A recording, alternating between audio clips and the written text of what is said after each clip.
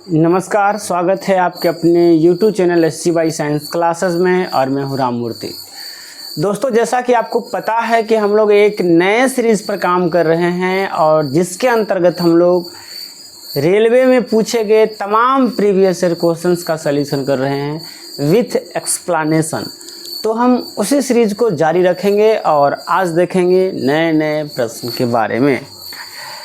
जैसे आप देख रहे हैं यहाँ पर RRB previous year questions with explanation और मैं हूँ आपका मित्र राम मूर्ति।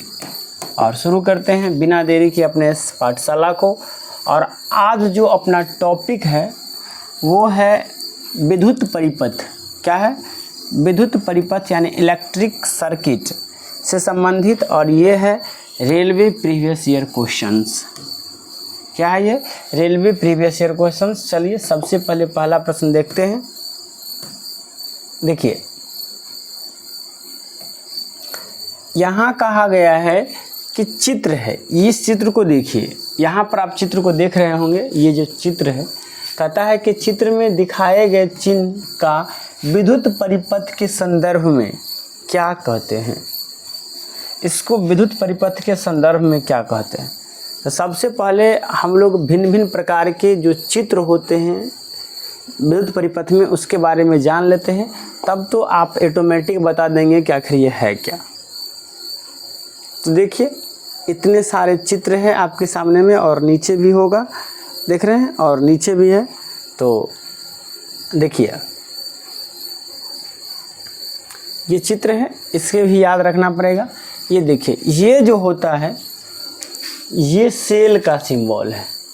देख रहे हैं, एक बड़ा खूंटा एक छोटा खूंटा है ना, ये सेल है। और सेल से मिलकर के क्या बनता है? बैटरी। तो कई सेलों को जोड़ दिए तो क्या बन गया? ये बैटरी। इसके बाद ये जो सिंबल है ये ऑन स्विच का सिंबल है। देख रहे हैं, ये क्या है? ऑन स्विच का सिंबल है। और इधर जो आप देखेंगे ये क्लोज्ड यानी बंद स्विच का सिंबल है। ये जो है ये फिलामेंट बल्ब का सिंबल है। इसके अलावा ये फिक्स्ड रजिस्टर का सिंबल है। ये जो है ये वेरिएबल रजिस्टर का सिंबल है, ये देख रहे हैं। इसके अलावा ये वोल्ट मीटर है। क्या है ये? Volt meter. ये ए लिखा हुआ ए मीटर है। ये फ्यूज का सिंबल है, नीचे लिखा हुआ है। इधर आप देखेंगे तो ये क्या है? ये डायोड है। ये एलईडी है। ये एलडीआर है। और ये क्या है? ये बताइए, ये क्या है? ट्रांसमीटर। तो और कुछ है नीचे आप देखेंगे तो यहाँ पर इस सिंबल का मतलब क्या दिया गया है? कहा गया है कि किसी भी परिपथ में विद्युत बल्ब के निर्गत को इसके चिन्ह द्वारा, मतलब ये जो सिंबल है ये किसका सिंबल है? ये विद्युत परिपथ के निर्गत का सिंबल है। तो इस प्रकार से अपना आंसर जो हो जाना चाहिए यहाँ पर वो क्या हो जाएगा? ये विद्युत परिपथ का सिंबल है। में किसका सिंबल है? ये बल्ब का सिंबल है। प्रतिरोध का सिंबल कुछ इस प्रकार से भी कहीं कहीं पर आपको देखने को मिलेगा, ऐसे ना, ऐसे भी आपको देखने को मिल सकता है। प्लग का सिंबल तो आपको बताए ही हैं। अगर ये ऐसे है तो ये खुला हुआ प्लग है, अगर ये ऐसे है, ऐसे, इसे बंद स्विच कहते हैं। ये क्या है? विद्युत बल्ब का सिंबल तो ऊपर है ही, ये विद्युत बल्ब का सिंबल है। और सेल बैटरी का सिंबल तो आपको ऐसे देखे ही थे आप लोग, ये ऐसे रहता है, सॉरी इसमें ऐसे रहता ना। तो इसका सही आंसर क्या हो जाएगा? तो इसका सही आंसर सी हो जाएगा। खैर आगे की ओर चलते हैं। चलिए देखिए, यहाँ पर दिया गया है सी इज द राइट आंसर। चलिए अगला प्रश्न है।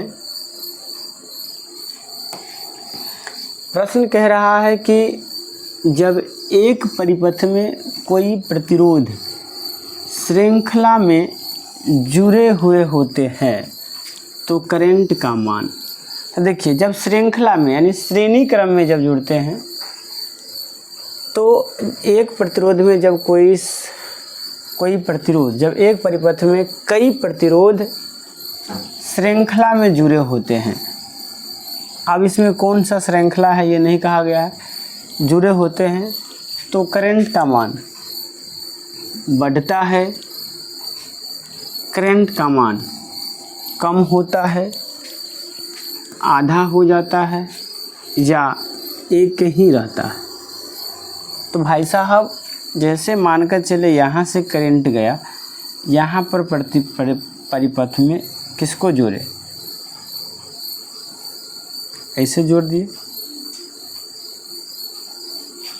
तो ऐसे अगर जोड़े तो ये समांतर क्रम है। फिर यहाँ पर जो करंट है, तो देखिए यहाँ पर करंट बटा है, लेकिन कुल करंट जो है, जितना करंट यहाँ था उतना करंट तो फिर यहाँ मिल गया, तो करंट का मान क्या रहेगा, करंट का मान हमेशा एक ही रहता है। बटता कौन है, पूरे परिपथ में रेजिस्टेंस कम बेस होगा। कौन कम बेस होगा, रेजिस्टेंस कम बेस होगा, यानी इसका डी आंसर हो जाएगा। सही बात है।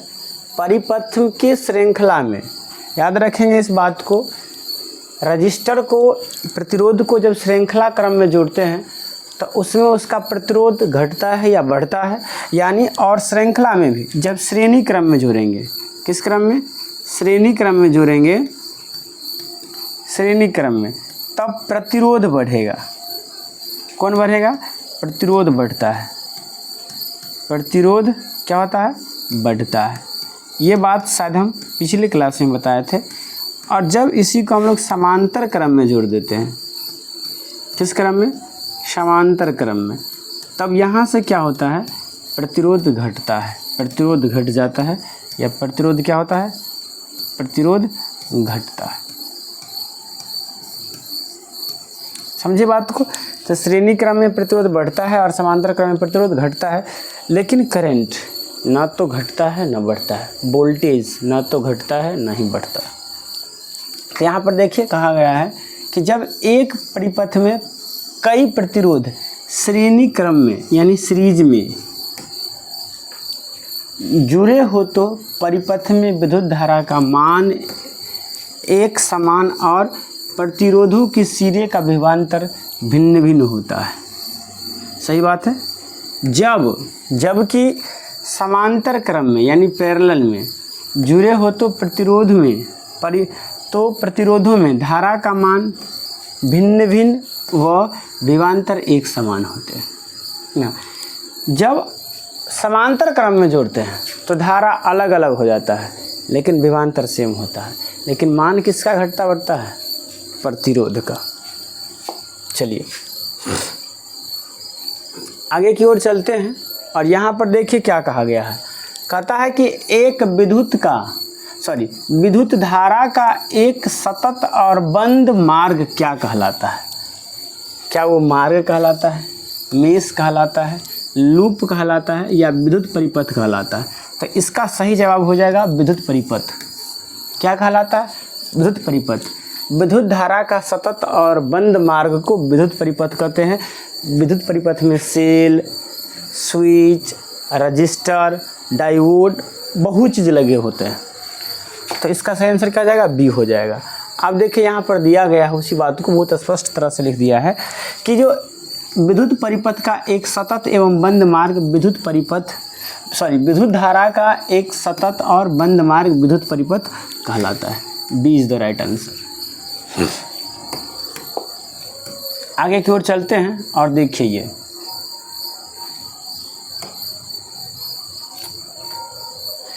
यहाँ पर कहता है कि ऐसा वायर जो घरों में विद्युत संचारित करते हैं उसे डैश की कोटिंग होती है, उसमें डैश की कोटिंग होती है। पॉलीविनाइल क्लोराइड, पॉलीथीन, पॉलीथाइल क्लोराइड या पॉलीएस्टेरीन क्लोराइड। तो उस पर जो कोडिंग होता है उसे शॉर्ट में हम लोग पीवीसी कहते हैं। शॉर्ट में क्या कहते हैं, पीवीसी। उसका फुल फॉर्म होता है पॉलीविनाइल क्लोराइड, यानी ए इसका सही आंसर हो जाएगा। आप उस तार पर, किसी भी तार पर देखेंगे तो उस पर कोडिंग पर लिखा रहता है पीवीसी कोडिंग ना, यानी इसका सही आंसर क्या हो जाएगा, पॉलीविनाइल क्लोराइड हो जाएगा। चलिए देखिए यहाँ पर दिया गया है वही बात कि पॉलीविनाइल क्लोराइड एक अक्रिस्टलीय ताप सुघट्य कठोर पदार्थ है जिस पर ऊष्मा तथा रासायनिक पदार्थों का प्रभाव नहीं पड़ता है। इसका प्रयोग घरों में बिजली के वायर, पाइप, केबल, इंसुलेशन, फर्श पर बिछाने वाली चादर आदि बनाने में किए जाते हैं। अब इस बात को यहाँ से पूछ सकता है कि पॉलीविनाइल यानी पीवीसी का प्रयोग कहाँ कहाँ होता है, तो बिजली के वायर में, पाइप में, केबल बनाने में, इंसुलेशन बनाने में, फर्श पर बिछाने वाली चादर बनाने में, तमाम जगहों पर पीवीसी यानी पॉलीविनाइल क्लोराइड का प्रयोग किया जाता है। चलिए आगे की ओर चलते हैं और इसका जवाब दीजिए आप लोग। देखिए कहता है कि किरचॉफ वोल्टता नियमानुसार किसी भी समवृत्त पास में सभी आई आर, यानी आई आर मतलब जहाँ आई क्या है, धारा, और आर क्या है, प्रतिरोधकता, यानी भी। आई आर किसको कहते हैं, भी को। भी बराबर क्या आता है, आई आर, यानी सभी विभवांतर तथा ईएमएफ का बीज गणितीय योग हमेशा डैश होता है। तो इसका सही आंसर क्या हो जाएगा, हमेशा शून्य होता है। और आपको बतला दें ये किरचॉफ का द्वितीय नियम क्या है, किरचॉफ का द्वितीय नियम है, सेकेंड लॉ है, सेकेंड लॉ है। और इसे हम लोग, इस नियम को हम लोग ऊर्जा संरक्षण सिद्धांत पर आधारित मानते हैं। किस पर, ऊर्जा संरक्षण सिद्धांत पर आधारित मानते हैं इस नियम को। ऊर्जा संरक्षण सिद्धांत, ऊर्जा संरक्षण सिद्धांत पर आधारित मानते हैं। किस पर, ऊर्जा संरक्षण सिद्धांत, ऊर्जा संरक्षण सिद्धांत पर आधारित इसे मानते हैं। सिद्धांत पर आधारित इस नियम को हम लोग क्या करते हैं, मानते हैं। अब थोड़ा इसका डिस्कस हम लोग देख लेते हैं। तो यहाँ पर देखिए A is the right answer. और यहाँ दिया गया है कि किरचॉफ वोल्टता के नियमानुसार किसी भी बंद परिपथ में आई आर तथा ईएमएफ का बीजगणितीय योग क्या होता है, शून्य होता है ना। आई आर तथा ईएमएफ का बीजगणितीय योग क्या होता है, शून्य होता है। आगे की ओर चलते हैं और इसी का कुछ डिस्कस हमने नीचे लिख दिया है। यहाँ देखिए हमने लिखा है कि किरचॉफ के दो नियम हैं। प्रथम नियम कहता है कि इस नियम के अनुसार किसी परिपथ के जंक्शन पर, कहाँ, जंक्शन पर मिलने वाली धारा का बीजगणितीय योगफल शून्य होता है। यानी जैसे कि मानकर चलिए ये तार है, यहाँ पर इधर से धारा आई गया I1 और यहाँ से दो धारा I2 और I3 निकला। तो यहाँ पर क्या होगा, इस सब का जो बीजगणितीय योग होगा यानी I1 plus I2 plus I3, इस सब का योगफल किसके बराबर होगा, 0 के बराबर। अब इसी को शॉर्ट में लिख देंगे समेशन I बराबर 0 ना। तो इसलिए लिख दिए हैं, अर्थात समेशन I बराबर क्या हो जाता है, 0 हो जाता है। और हम कह सकते हैं कि प्रथम नियम जो है ये आवेश संरक्षण के सिद्धांत पर आधारित है। प्रथम नियम किस पर आधारित है, आवेश संरक्षण के सिद्धांत पर आधारित है। अगर द्वितीय नियम की बात करें तो कहें किसी बंद परिपथ में विभवांतर का योगफल, योग शून्य होता है, यानी समेशन ऑफ भी बराबर क्या होता है, शून्य। इसी बात को यहाँ पर दे दिया है कि यहाँ पर इसी बात को ऐसे लिख दिया गया है कि आई आर यानी भी तथा ईएमएफ का गणितीय योगफल क्या होता है, बीजगणितीय योगफल शून्य होता है, यानी समेशन ऑफ भी बराबर क्या हो जाएगा, 0। अब अगर बात करें तो कहेंगे दूसरा नियम ऊर्जा संरक्षण के सिद्धांत पर आधारित है। किस पर आधारित है, ऊर्जा संरक्षण के सिद्धांत पर ये दूसरा नियम आधारित है। आगे की ओर चलते हैं और ये अगला प्रश्न रहा। अगला प्रश्न कह रहा है विद्युत परिपथ में बैटरी का उपयोग क्यों किया जाता है? धारा उत्पन्न करने के लिए, इलेक्ट्रॉन उत्पन्न करने हेतु, विभवांतर उत्पन्न करने हेतु, या विभवांतर मापने हेतु। तो एक बात तो याद रखेंगे कि विभवांतर मापने हेतु किसका प्रयोग किया जाता है? वोल्ट मीटर का। तो ये तो गलत हो गया। इलेक्ट्रॉन उत्पन्न करने हेतु, कभी भी बैटरी से इलेक्ट्रॉन उत्पन्न नहीं होता है। धारा उत्पन्न करने हेतु, जी नहीं, विभवांतर उत्पन्न करने हेतु ना। बैटरी का प्रयोग क्यों किया जाता है? विभवांतर उत्पन्न करने हेतु क्या आता है। डिस्कस देखिए क्या कहा गया है। सी इज़ द राइट आंसर यहाँ पर।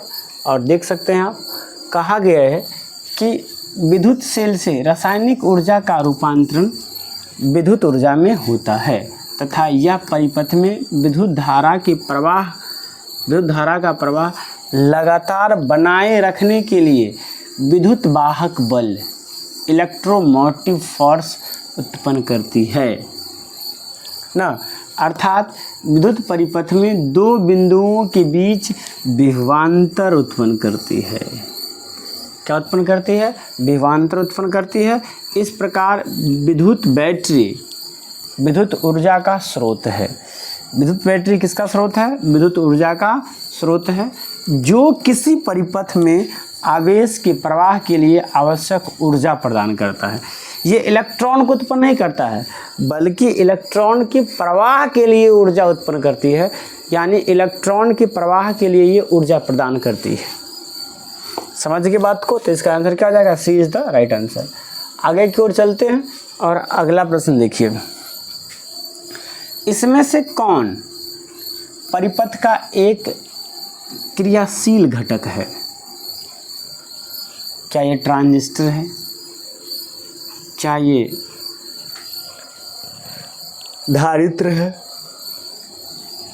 क्या ये प्रतिरोधक है या प्रेरित्र है? इनमें से कौन परिपथ का क्रियाशील घटक है? तो ज़रा हम इसके बारे में डिस्कशन देख लेते हैं, अगर दिया हो तो। देखिए, यहाँ दिया गया है क्रियाशील घटक के बारे में। देखिए, क्रियाशील घटक आखिर कहते किसको है? तो वे अवयव जो अनंत समय तक, कब तक? अनंत समय तक ऊर्जा प्रदान करते हैं, सक्रिय या क्रियाशील अवयव कहलाता है। जैसे कि वोल्टता का स्रोत, धारा स्रोत और रजिस्टर। ये तीन चीज़ जो है ये क्या करता है? क्या बनाता है? अनंत समय तक ऊर्जा प्रदान करता है। तो अब देख लीजिए इसमें से है कौन? तो इसमें से जो ऊर्जा प्रदान करता है वो केवल और केवल ट्रांजिस्टर है। इसलिए क्या हो जाएगा? A is the right answer ना। आगे की ओर चलते हैं। देखिए, चलिए अब जरा इसका जवाब दीजिए आप लोग। क्या होगा इसका आंसर बताइए। तो पहले प्रश्न को हम पढ़ लेते हैं कि एसी परिपथ में आम तौर पर निम्नलिखित में से किसके कारण शक्ति हानि होती है? प्रतिरोध और प्रेरक के कारण, केवल संधारित्र के कारण, केवल प्रतिरोध के कारण और केवल प्रेरक के कारण। तो केवल प्रेरक के कारण नहीं हो सकता, संधारित्र के कारण भी नहीं हो सकता। ऊर्जा में हानि किसके कारण होता है? तो ना, तो ऊर्जा में हानि प्रेरक और संधारित्र दोनों के कारण हो सकता है। थोड़ा हम लोग इसका डिस्कस देख लेते हैं। चलिए, यहाँ दिया गया है, आप देख सकते हैं, परिपथ में पावर यानी ऊर्जा या शक्ति हानि केवल प्रतिरोध के कारण होता है। केवल प्रतिरोध में होता है। प्रतिरोध में पावर हानि I बराबर यानी H बराबर पावर H बराबर RT होता है। प्रतिरोध का मान जितना अधिक होता है पावर हानि ज़्यादा होती है। जो ताप के माध्यम से ऊर्जा की हानि होती है वो है H समानुपाती I स्क्वायर RT। समझे बात को? H समानुपाती क्या है? I square RT। यहाँ क्या आ जाएगा? केवल प्रतिरोध के कारण। ऊर्जा में हानि केवल किसके कारण होता है? केवल प्रतिरोध के कारण ही ऊर्जा में हानि होता है, यानी प्रेरक ऊर्जा में हानि नहीं पहुंचाता है। चलिए अगले प्रश्न की ओर हम लोग चल रहे हैं। कहता है कि सर्किट के श्रृंखला में प्रतिरोधक जुड़े होते हैं। सर्किट के माध्यम में धारा का मान एक रहता है, कम हो जाता है, बढ़ जाता है, आधी हो जाती है। ये प्रश्न रिपीट हो गया। श्रृंखला क्रम में जब जुड़ा रहेगा तो धारा का मान हमेशा सेम रहता है। जब समांतर क्रम में जुड़ेगा, जब समांतर क्रम में जुड़ेगा तब धारा का मान चेंज होता है और वोल्टेज बदलता है। तो यहाँ पर क्या हो जाएगा? A is the right answer, यानी धारा का मान क्या रहता है? सेम रहता है। यहाँ आप देख सकते हैं ये प्रश्न रिपीट हो गया लेकिन इसका भाषा चेंज है। कहता है कि सर्किट के श्रृंखला में प्रतिरोधक जुड़े हो तब सर्किट के माध्यम से धारा का मान एक ही रहता है, धारा नहीं तब वोल्टेज चेंज होता है। इस प्रकार जब किसी सर्किट में परिपथ एक दूसरे के समांतर क्रम में जुड़े होते हैं तब सर्किट के माध्यम से प्रत्येक प्रतिरोध में वोल्टता का मान समान होता है। समांतर क्रम में वोल्टता समान होता है और श्रेणी क्रम में धारा। चलिए इस परिपथ को देखिए और कह रहा है कि चित्र में दिए गए परिपथ में डैश का बहाव वामवर्त है। डैश का बहाव क्या? धारा का, प्रतिरोध का बहाव नहीं होता है। इलेक्ट्रॉन का बहाव हो सकता है, वोल्टेज का बहाव नहीं होता है। तो वामवर्त है ना। बताइए किसका बहाव वामवर्त है? आप लोग जवाब देकर बताइए। वामवर्त किसका बहाव है? धारा का बहाव। किसका बहाव है? धारा का बहाव है। यहाँ पर देख सकते हैं लेकिन वामवर्त दक्षिणार्थ है, दक्षिणावर्त है धारा। धारा तो दक्षिण की तरफ बह रहा है ना, दक्षिणावर्त, यानी ये क्लॉक वाइज घूम रहा है। एंटी क्लॉक वाइज क्या है? तो देखिए धारा क्या है? धारा जो है यहाँ पर धारा दक्षिणावर्त है। धारा क्या है? दक्षिणावर्त है। दक्षिणावर्त यानी क्लॉक वाइज है। धारा क्या है? क्लॉक वाइज है। तो हमसे पूछा है कि एंटी क्लॉक वाइज कौन है? तो इलेक्ट्रॉन हो जाएगा। एंटी क्लॉक वाइज कौन हो जाएगा? इलेक्ट्रॉन यहाँ पर वामावर्त है। वामावर्त है, इसे अंग्रेजी में कहेंगे anti clock wise. Anti clock wise है। कौन है एंटी क्लॉक वाइज? तो इलेक्ट्रॉन का भाव है।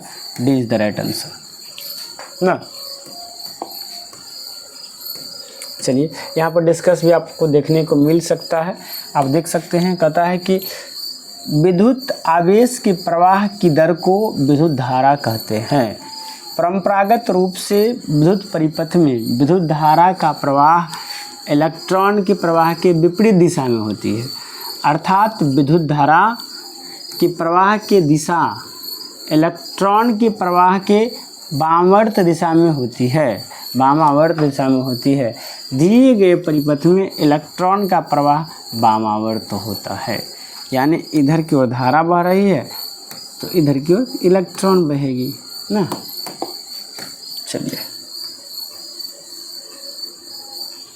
अगला प्रश्न कहता है कि मेंस में, मेंस मतलब मुख्य तार में, जिसे लाल रंग से व्यक्त किया जाता है, जब मेंस में यानी मुख्य तार से ली गई विद्युत धारा 20 एम्पियर अधिक हो जाता है तब अतितापन होकर आग लग जाती है। इसे क्या कहते हैं? विद्युत प्रघात, विद्युत भारण, अधिभारण या अधितापन। तो ज़रा देखते हैं इसे कहते क्या हैं। तो देखिए यहाँ पर दिया गया है, बहुत अच्छा। कहता है कि जब मुख्य धारा से ली गई विद्युत धारा 20 एम्पियर से अधिक हो तो अतितापन होकर आग लग सकती है। मतलब जब धारा का मान 20 एम्पीयर से ज़्यादा हो जाएगा तब अतितापन होगा और इससे क्या हो सकता है, आग लग सकती है। इसे हम लोग अतिभारण कहते हैं, यानी ओवरलोडिंग कहते हैं।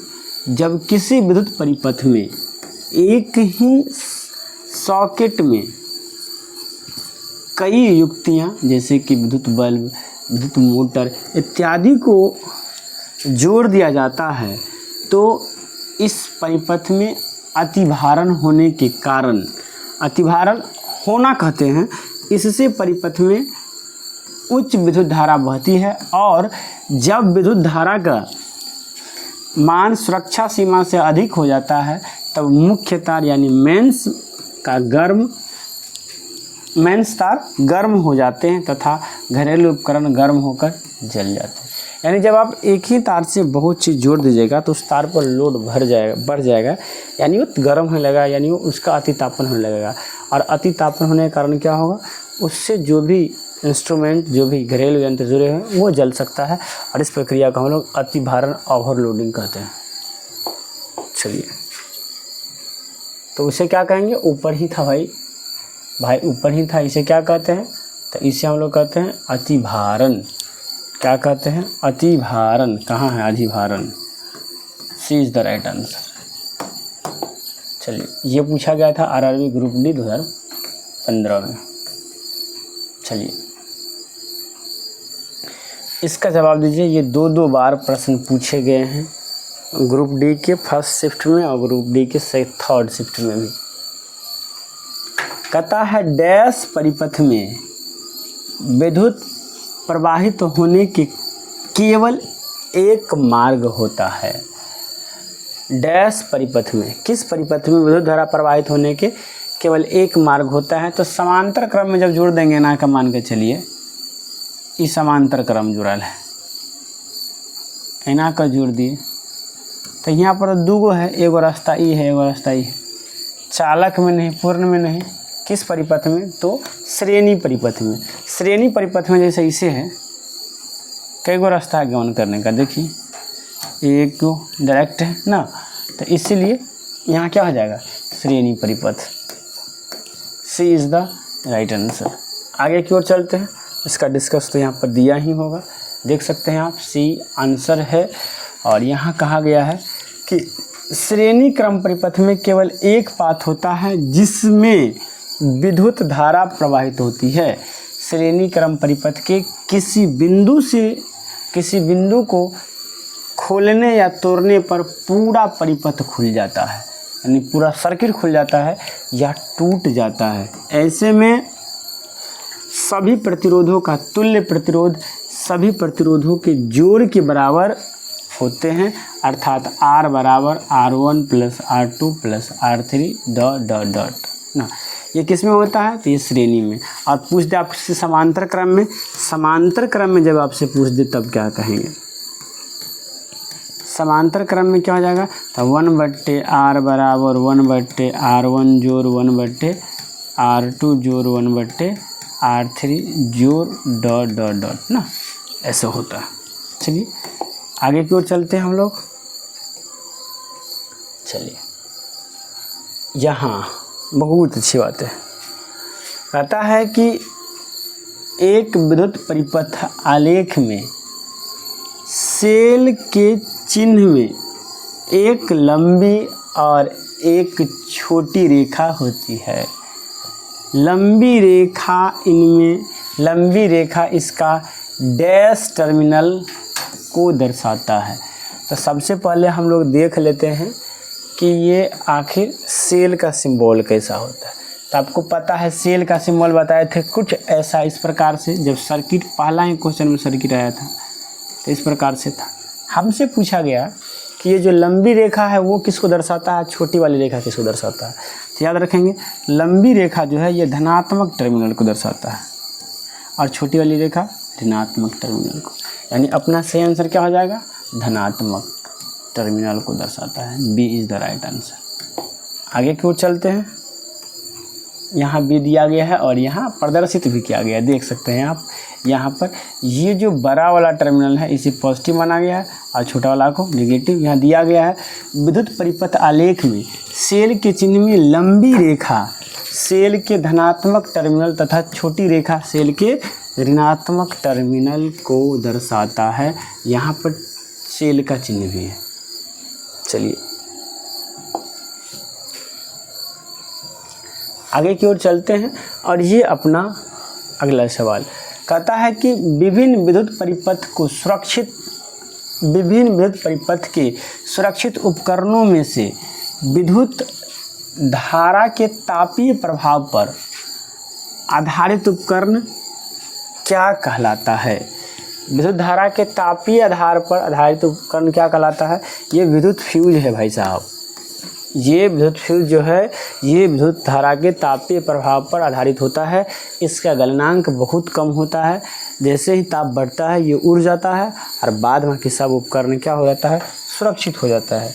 यानी ये सुरक्षा गार्ड इसे कह सकते हैं। A is the right answer. और देखिए यहाँ पर दिया भी गया है, देखिए दिया गया है। कह रहा है कि फ्यूज एक विद्युत सुरक्षा उपकरण है जो कि विद्युत परिपथ में अत्यधिक विद्युत प्रवाह से सुरक्षा प्रदान करता है। फ्यूज को सर्किट के मध्य से करंट प्रवाह की अनुमति देने के लिए डिजाइन किया जाता है ना। जब विद्युत परिपथ में करंट कुछ अधिकतम मात्रा से अधिक हो जाता है तब फ्यूज के तार जल जाता है। सही बात है, ताकि परिपथ का कोई अन्य उपकरण नष्ट ना हो। फ्यूज के तार टीन और सीसा के मिश्रण का बना होता है, याद रखेंगे। फ्यूज के तार किसके बने होते हैं? टीन और सीसा के मिश्रण का, याद रखेंगे। टीसा या साटी, सीटी याद रखेंगे, सीटी ना, सीटी से बना होता है फ्यूज ना, सीसा टीन। चलिए, और ये इतने लंबे चौड़े प्रश्न जो एएलपी टेक्नीशियन ने पूछा गया है, कब पूछा गया? 2018 के थर्ड शिफ्ट में। देखिए कह रहा है कि किसी समांतर क्रम में यदि किसी खराबी के कारण एक विद्युतीय उपकरण काम करना बंद कर दे तो सभी अन्य विद्युतीय उपकरण डैश क्या होगा? अब ये समांतर क्रम है। जैसे मान के चले यहाँ पर एगो बॉल जोड़ दिए, यहाँ पर दूसरा को जोड़ दिए, यहाँ पर तीसरा को जोड़ दिए, ये ना समांतर क्रम है। इसको इसे जोड़ दिए। चलिए अब कहता है कि अगर मान कर चले ई वाला मेरा खराब हो गया, अब क्या कहता ज़रा समझिए।